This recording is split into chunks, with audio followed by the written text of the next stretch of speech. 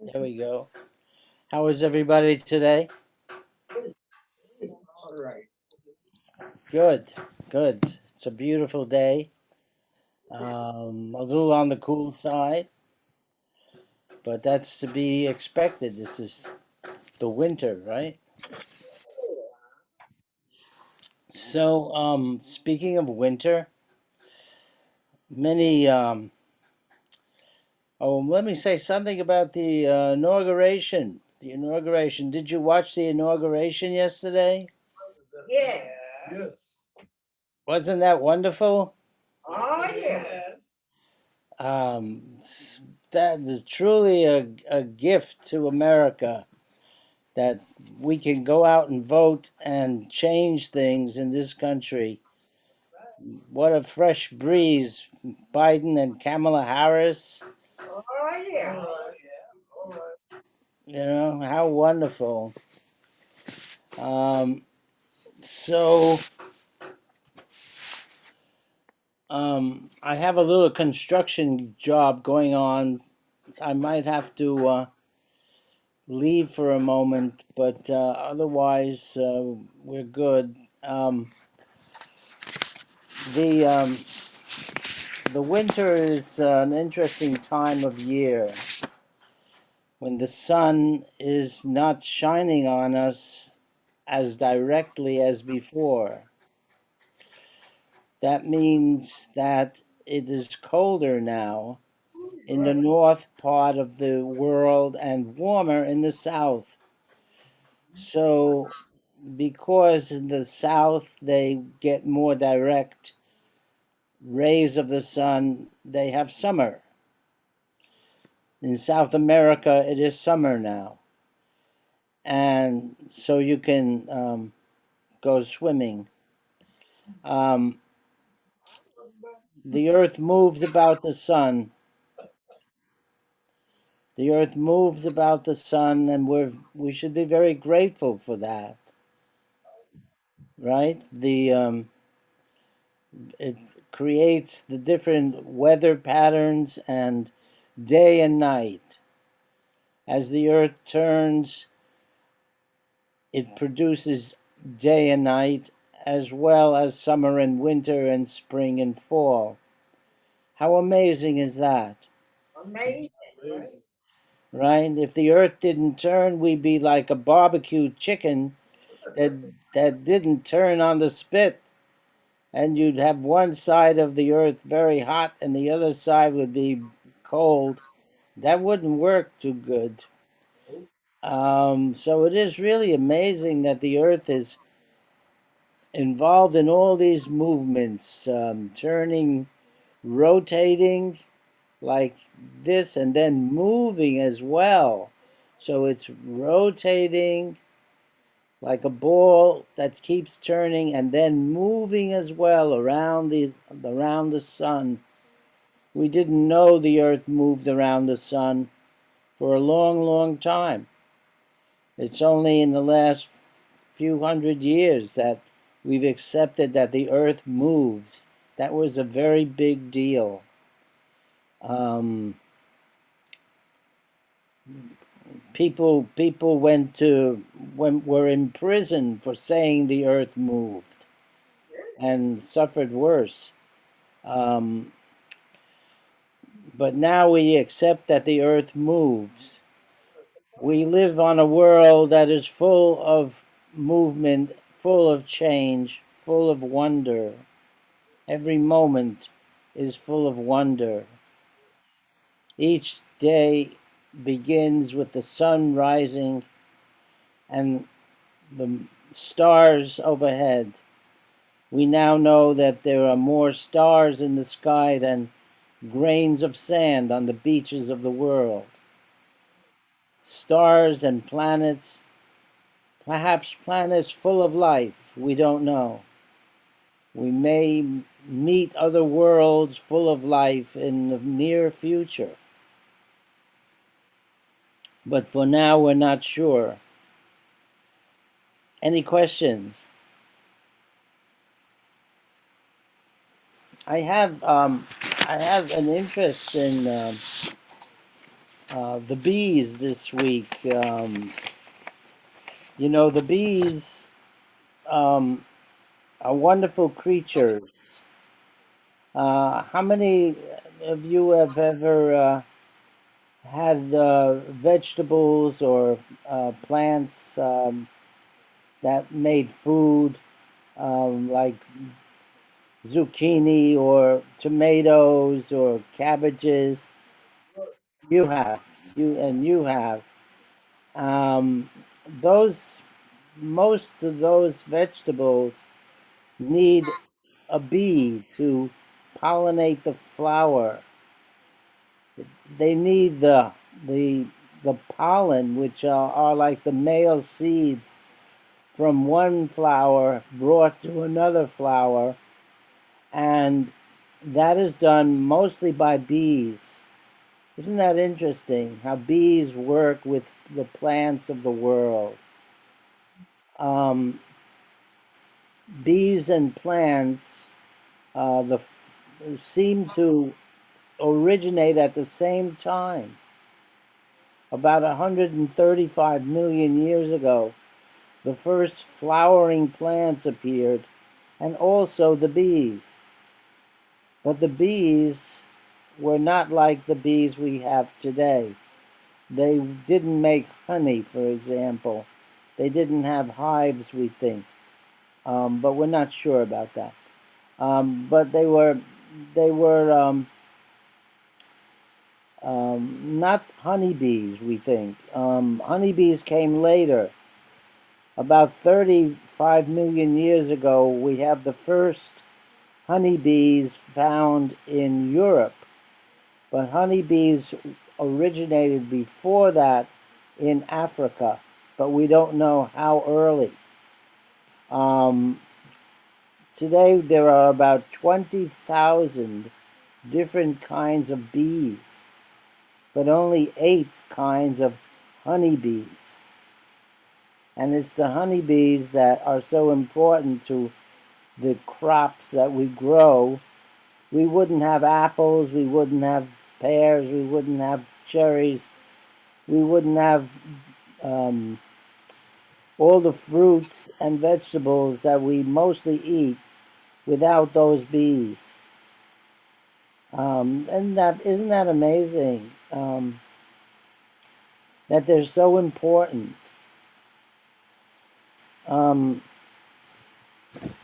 I'm going to take a drink of water, which is also important, right? Um, the So the bees pollinate most of the fruits and vegetables that we eat. The things they that don't need bees are wheat and rice and corn, and barley and oats. Those are grasses, and they have flowers, but they are very tiny flowers, and the grasses are pollinated by the wind. Isn't that interesting? The pollen from the male flowers goes to the female flowers by the wind. And so we don't need bees for wheat and oats and rye and corn and things like that. But everything else needs bees, which brings us to the subject of the problem of that bees have been having in the last few years. Um, the colonies of bees in the hives have um, disappeared in many places. We don't know what is going on with that, but there is something wrong now all over the world with the health of the beehives. The bees simply take off and don't come back, and that has caused a lot of problems to farmers around the world who need bees for their plants. We are working on the people are working on the reason for this. It's called bee collapse. This collapse of the beehives, which is not a physical collapse, but it means the bees just leave and they don't come back, and nobody knows why. Some people suspect that there is another little insect that invades the beehive and kills the bees or makes them want to leave. Um, others pe- Other people think it might have to do with the warming of the world. You know, Joe Biden yesterday he signed us back into the climate change agreement with in Paris, which Donald Trump left that agreement and didn't care about climate change. He didn't care about the problems that happen from climate change. But Joe Biden cares about it, and so yesterday he signed us back on to the Paris Climate Change Agreement, the agreement where countries from all over the world have tried to limit the amount of oil and coal that they burn so that we don't change the climate, which is going on. This year was the hottest year, almost the hottest year on record. And so that's gonna have a big impact in the future. Um, but Joe Biden is back on the case. Um, so so the bees might have problems also from the change in the temperature of the world, and we don't know for sure yet, but that might be a factor. The world is changing. The world is changing every day, and we we're trying to understand these changes. Is difficult. The oceans are getting higher. The climate is warmer, and that's causing problems in certain animal groups. The frogs, in particular, in the tropics, are disappearing. The reptiles, the lizards, little lizards are disappearing, and birds are moving north. Even plants are moving north. So we're experiencing a change in the world. It may be that people who live in places like Florida will have to move as the oceans get higher and higher because we're melting the ice around the world. Um, any questions or comments?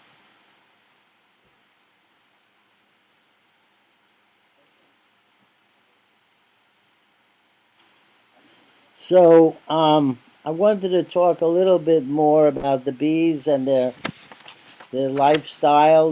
Bees make hives. They make it out of wax. That they make the wax themselves. How is that possible? It's pretty amazing. Um, they create the beehive. They know how to fashion the little what's inside the beehive is like um, little homes for the baby eggs, for the baby bees. And if you ever have seen the honey in the comb, have you ever seen honey in the comb? That comb is where the bees um, lay their eggs, and the eggs grow into new bees, of course. Um, and then some of those, the honey is stored in those places as well. So it's amazing that the bees make the hive, they make the wax, they make the honey. And the honey, what is the honey used for? Why do bees make honey? One of the chief reasons is it becomes food for them over the winter when there are no more flowers, no more nectar to gather. The nectar of interesting flowers give off nectar, which is a kind of sugary liquid, and that's what the bees mostly live on until the winter when they make honey, and they make honey so that they can survive the winter. Isn't that interesting? Bees are one of the few insects that, bees are an insect that overwinters. The bees have found a way to live through the winter, and they do that in their hive, um, which is kept warm by the bees. They know how to keep the hive warm, and they also have a food supply in the honey that they make that will keep them through the winter. And the bees will eat anywhere from about 30 pounds of honey to more than 100 pounds of honey in a hive in the winter, in a natural hive. It's very fascinating how they live, how they can make the hive, how they have food for themselves, how they grow new bees, which is very fascinating. The bees have a queen. There is usually one, or I think only one queen per hive. And that queen lays the eggs. She's a larger bee than the other bees, and she lays the eggs, and she knows how to make the eggs male or female. And if she makes the eggs male, they will have certain jobs to do in the hives, and if she makes them female, they will have other jobs. Isn't that interesting? How does the bee know how to do that? How is such intelligence bestowed upon the bees and enabling them to survive? The whole world is full of intelligence. The whole world is full of knowledge. A spider, for example, knows how to build a web from birth. The spider doesn't get taught how to build a web. It's that knowledge is within the spider. Isn't that fascinating how knowledge like that can be transferred from one spider to another without words, without pictures, that it's internal? I find that very fascinating. The world is full of information, and information is carried by each creature. Information allows each creature to survive in the world. Any questions or comments?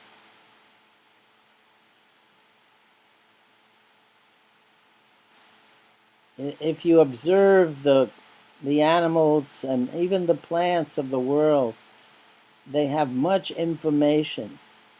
They know how to make a living, right? They know what to eat. They know how to build a nest, for example.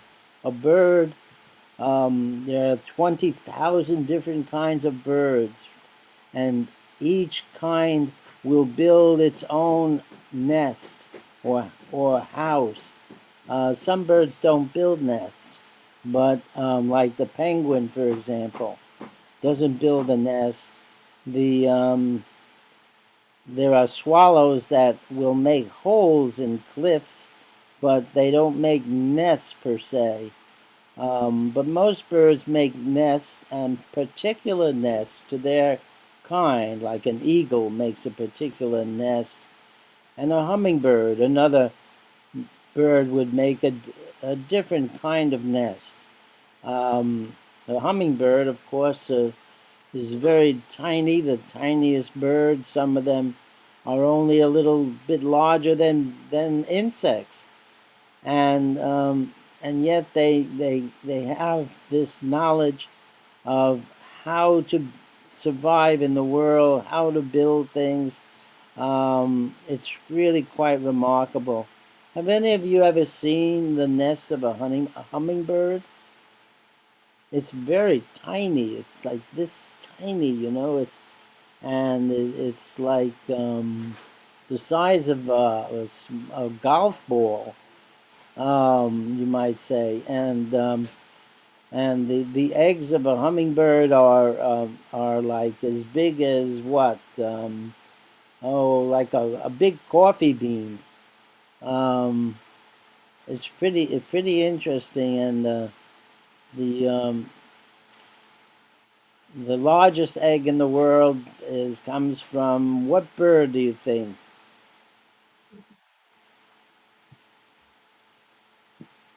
Any guesses? It's in Africa. A bird that lives in Africa and can't fly, and that's the ostrich. The ostrich is the largest bird we have today, and has the largest egg, which I don't have in front of me how much that egg weighs, but it's huge, and makes quite an omelet. Um, any anybody? I don't know. Suppose you've had an ostrich egg omelet, but um, it's quite something. Um, um, I've only seen that in movies, but anyway. Um, so all animals lay eggs or have internal eggs, um, and the egg is the house of the information of the body.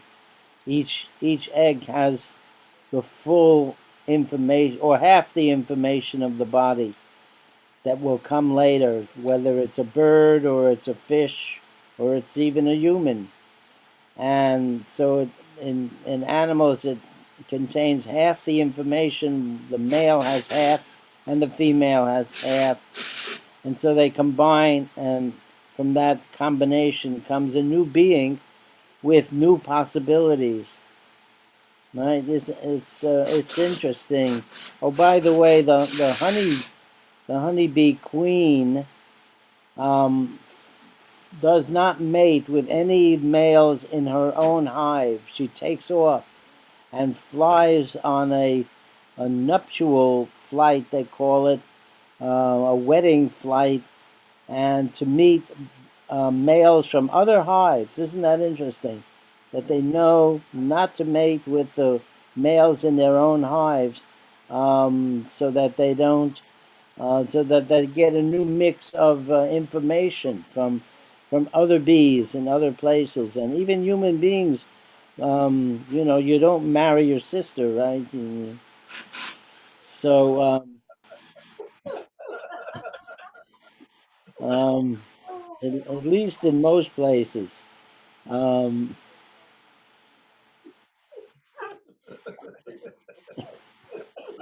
um,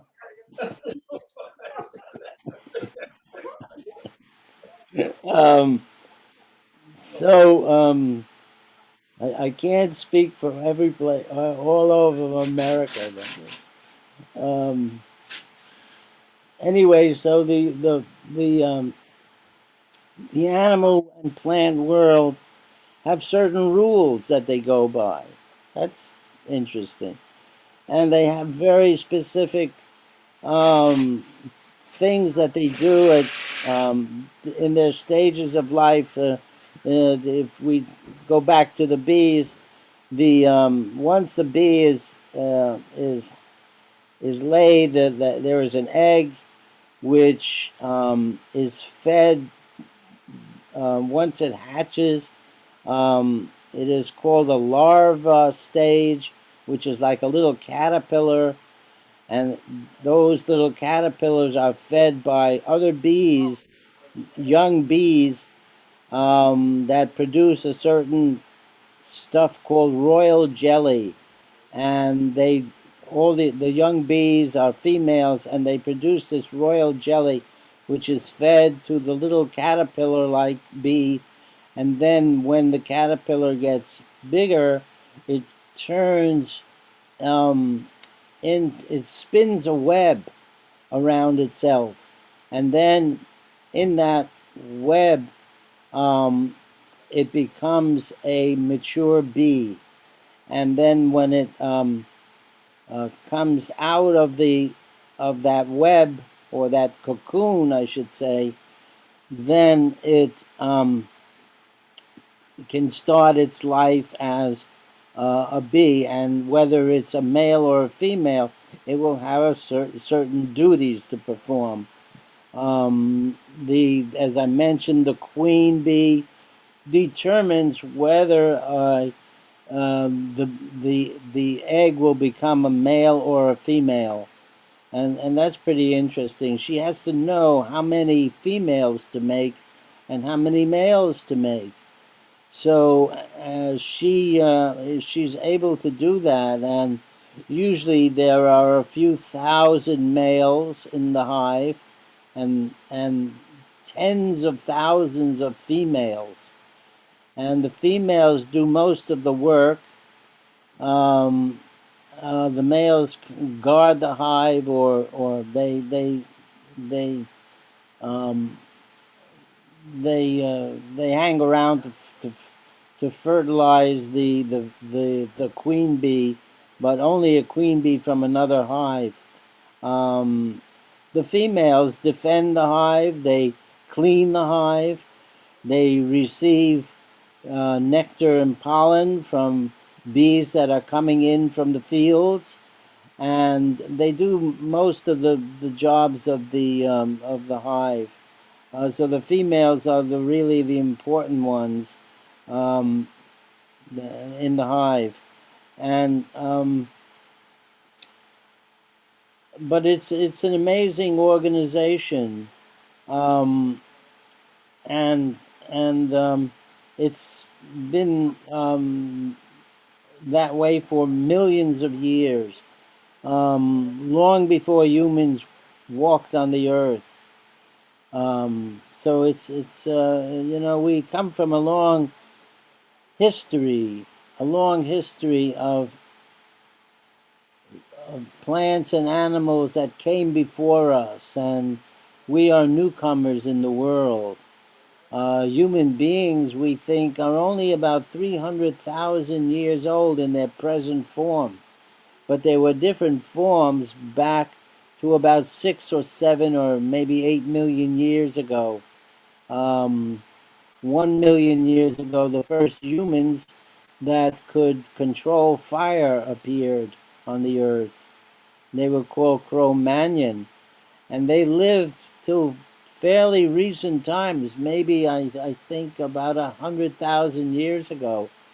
So they could have encountered humans, but I have to look that up. I'm not 100% sure. But anyway, there have been different kinds of humans. Neanderthal is very famous. Neanderthal lived with humans up to 30,000 years ago. And we had another type called Denisovan, which we don't know very much about. But apparently that Denisovan type of human lived in Europe and Asia, and lived with close to the kind of human beings that we are.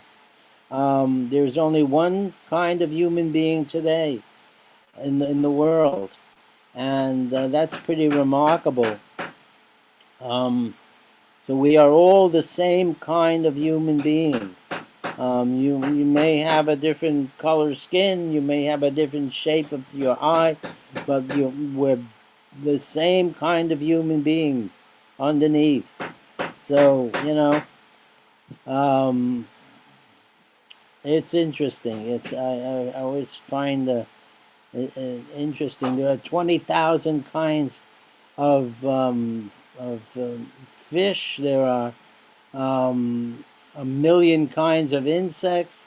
There are 300,000 kinds of plants, but one kind of human. Pretty amazing, right?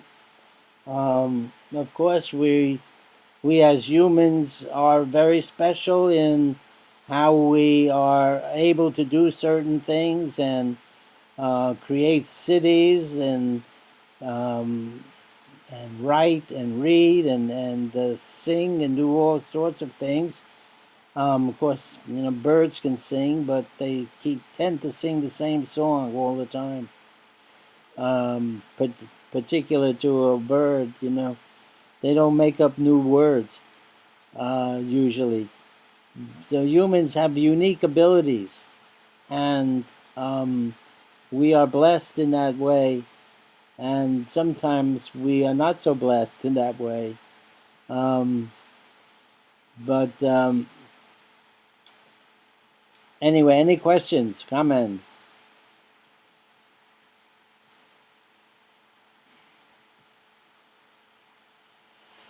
Um, is there anything that you would like to talk about? Is there anything that you've been curious about? I could try to answer it.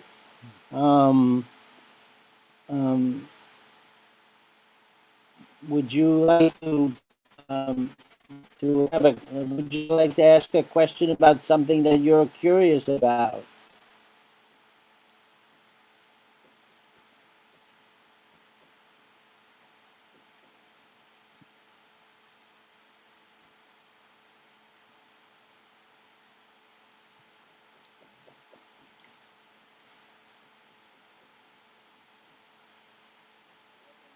There's so many things in the world that um, we've just learned about, and a lot of people aren't familiar with certain things that we're just learning about, like how the sun works, for example, um, or how light moves through the universe, or how the galaxies are strung out in the heavens.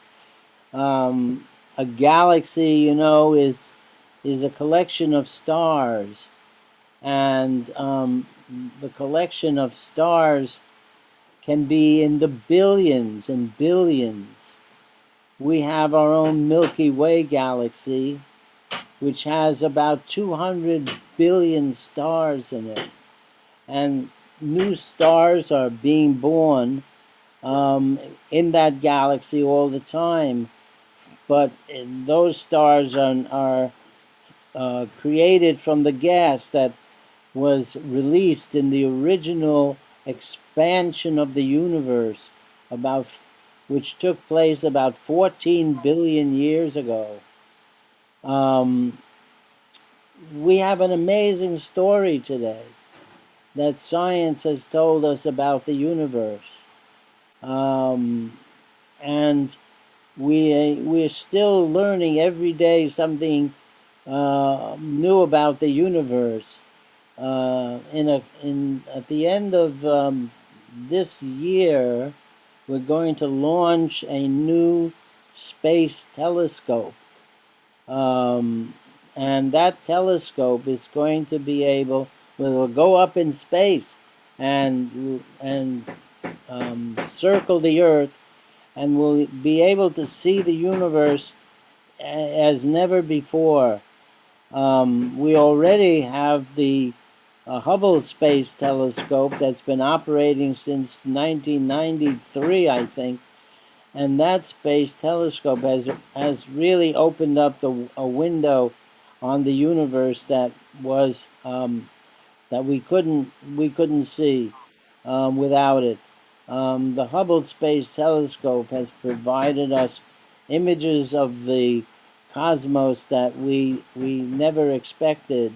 For example, they did an experiment. You know, the Hubble is it's floating around out there about, I think it's 400 miles above the Earth, and it's about what is it? 3 feet. There's a mirror in that telescope. I think it's 3 feet across, um, and the new telescope will have a mirror 9 feet across, I believe, but I have to look that up. But anyway, the Hubble Space Telescope, which is over the atmosphere of the Earth, and so can give us crystal clear images of the heavens, is able to provide us with images that were unparalleled before the Hubble. The images are unparalleled to what came before. I'll give you an example of that. There was a place we called a dark sky, where there didn't seem to be any stars in that um, area, and we pointed the Hubble telescope in that direction, and after about 2 weeks we discovered that there were so many stars and galaxies in that area that we could not see before. So the universe is ever becoming bigger and ever becoming more interesting for us. Any questions or comments?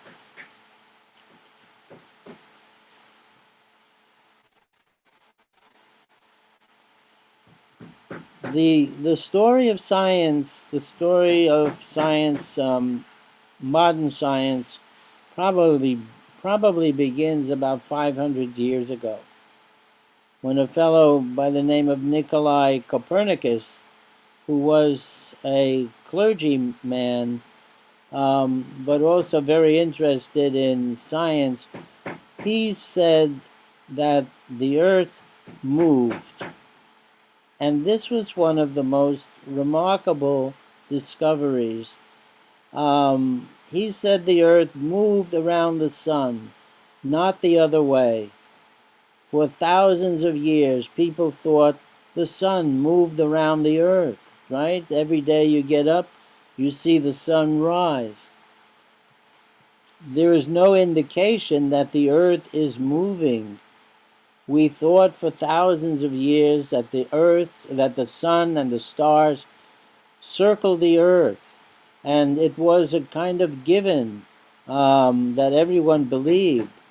Now we know that that's not true, that it is the Earth that turns and moves about the sun that gives us the illusion that the sun is rising. And it took, even after Copernicus figured that out, it took maybe 100 years or more for that to be accepted.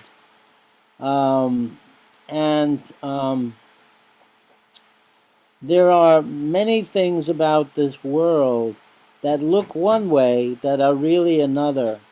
For example, we are made of atoms, and those atoms are not things that we understand to be solid. Those atoms are mostly like little waves that combine to make this world appear solid, but ultimately they're only energy. The whole world is just energy knit together, which is, you think about that, and How could something solid come out of nothing? Um, well, the world that in reality is more like energy that is frozen in time, um, and that's really a very remarkable understanding. Um, so we are energy beings, ultimately, you could say. The whole universe is an energy um, um, organization. Energy is organized in the sun, organized in the earth, organized in water. Um, the whole world is made of layers of energy.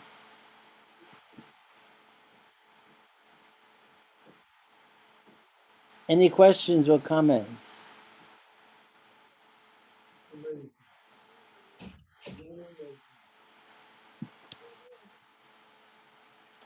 You know, it's I can't hear you in the back. I'm sorry. It's amazing. It's amazing. Oh yes, thank you. Yes, it is amazing. You know, it is amazing that we are here at all. It is amazing that there is anything at all. Why should there? One of the famous questions of the universe, or rather one of the famous questions of this world has been, why is there something rather than nothing? How did this something arise? Now, the traditional answer to that has been God, um, which is a fine answer, but um, it doesn't answer the question of where came from. Um, so um, these are the great questions of men's and women's minds that are, you could say, unanswerable. How we're here is unanswerable. And the universe is a great question. Why it is here, why it works. Um, every day the sun rises, the sun brings us light and warmth. Why should that be? Isn't that remarkable that we have something like our sun that provides us with the energy we need for life? Is that just a coincidence? Does it happen to be that way by some accident? Or is it part of a design? Is it part of the nature of the universe? And is the nature of the universe to bring forth life? Hmm? What do you think?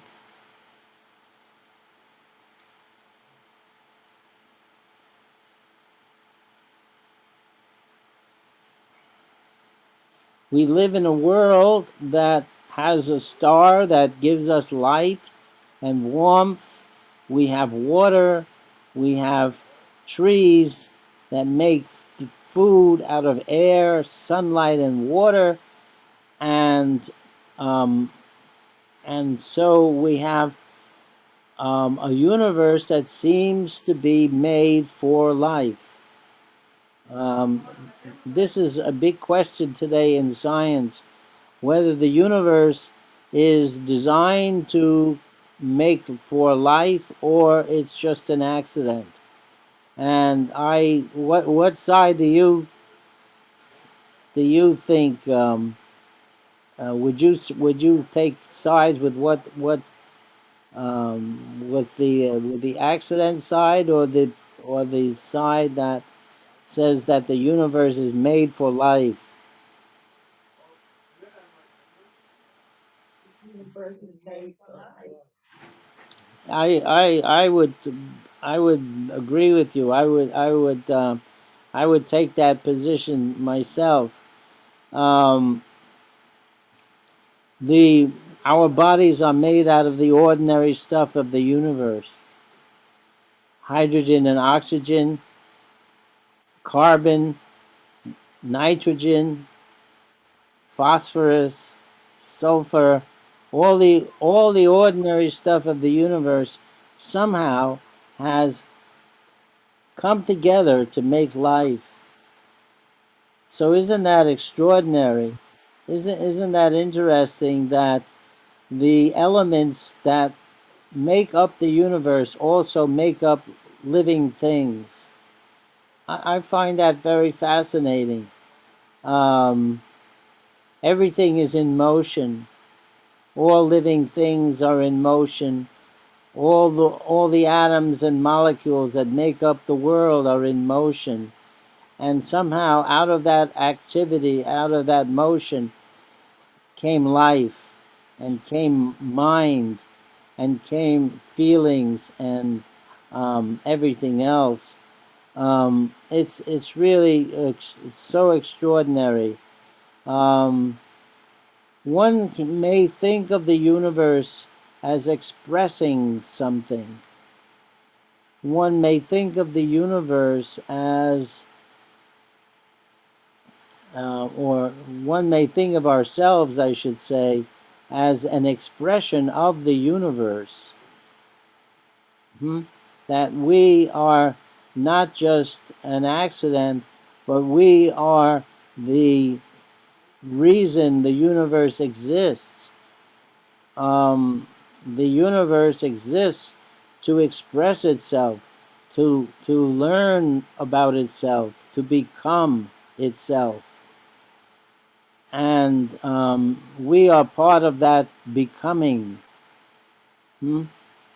All things are part of the expression of the universe, whether you're a bee or a tree or a whale or a mountain.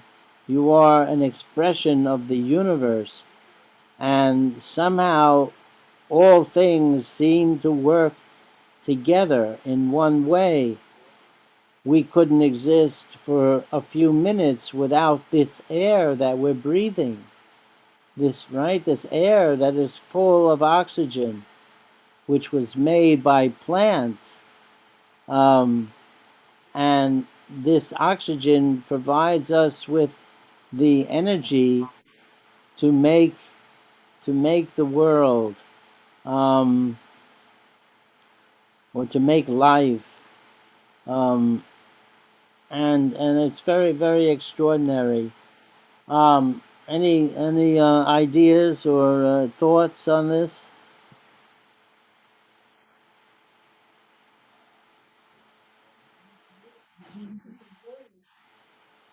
Hmm? We can breathe. Yes, and that's really remarkable, because the without that air to breathe, we wouldn't be here. And that air, the part that is important to us, was made by plants.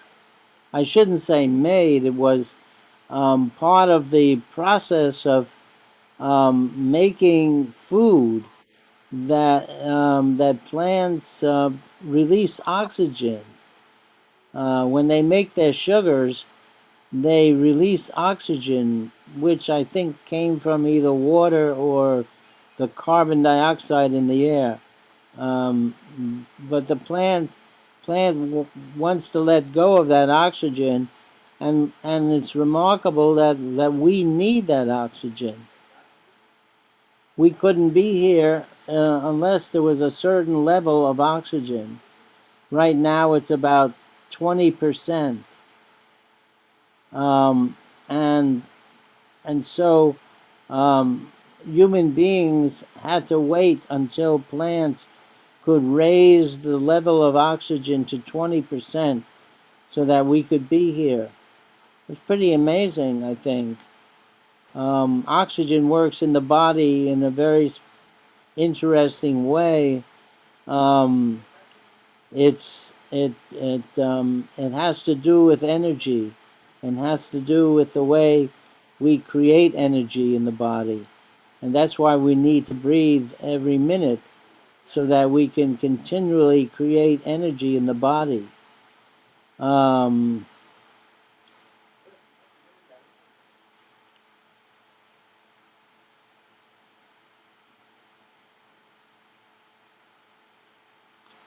so the world is a remarkable place in which everything is woven. Everything is interdependent. One thing helps another. One thing holds hands with another. The the atmosphere, the light that comes in the room, even the ground under our feet, all work together to create the world that we know. And how it was put together like that is one of the most great mysteries of the universe. Um,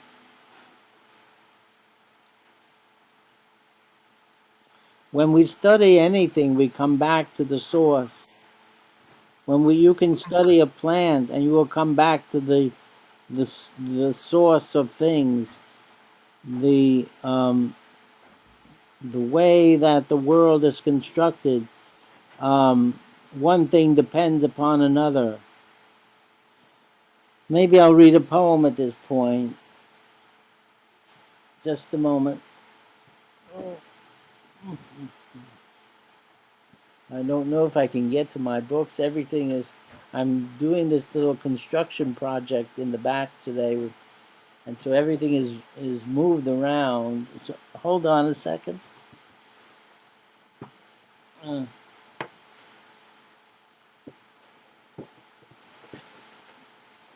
Okay, I'm able to get this book. This is a wonderful book called Mary Oliver Devotions. Mary Oliver, a great poet. I read from her every week practically. And she was a great lover of life and a great someone who revered life, someone who enjoyed all forms of life, excuse me, and she wrote with great reverence about it. Here she says, never to enter the sea and notice how the water divides with perfect courtesy to let you in. Do you think this world is only an entertainment? To lie down in the grass as though you were the grass, to leap in the air as you would open your wings over the dark acorn of your heart.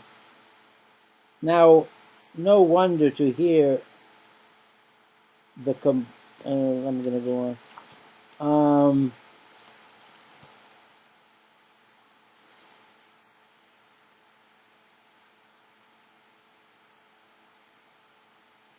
Only last week I went out among the thorns and said to the wild roses, deny me not, but suffer my devotion.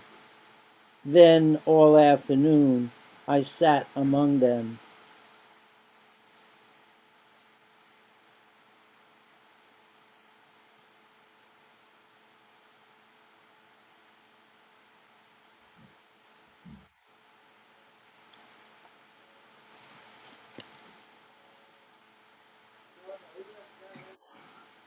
And I would touch the faces of the daisies, and I would bow down to think about it. Now the sun begins to swing down under the peach light. I cross the fields and the dunes. I follow the ocean's edge. I climb, I backtrack, I float, I ramble my way home. 7 white butterflies, delicate in a hurry, look at how they bang the pages of their wings as they fly. They fly to the muted fields of yellow mustard and orange and plain gold of eternity. Isn't All of this is in this moment.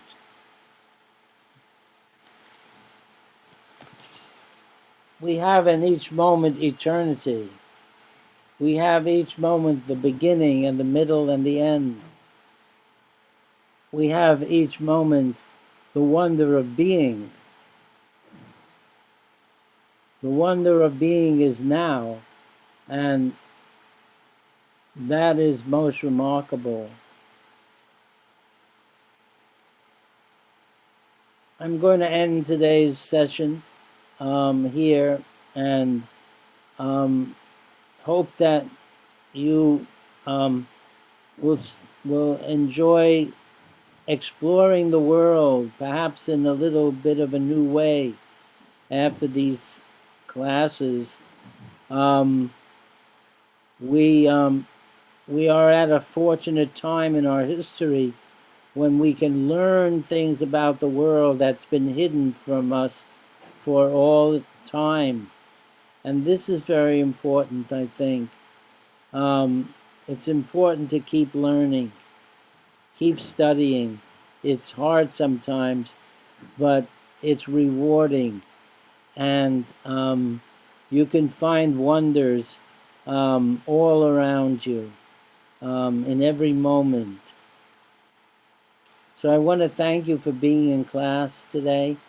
I've enjoyed your presence and your interest, and I hope we'll see each other again next week. Take care and be well. Thank you. Thank you very much. I appreciate that. Thank you very much. Be well. Be safe. Um, and have a nice afternoon. Thank you. Thank you.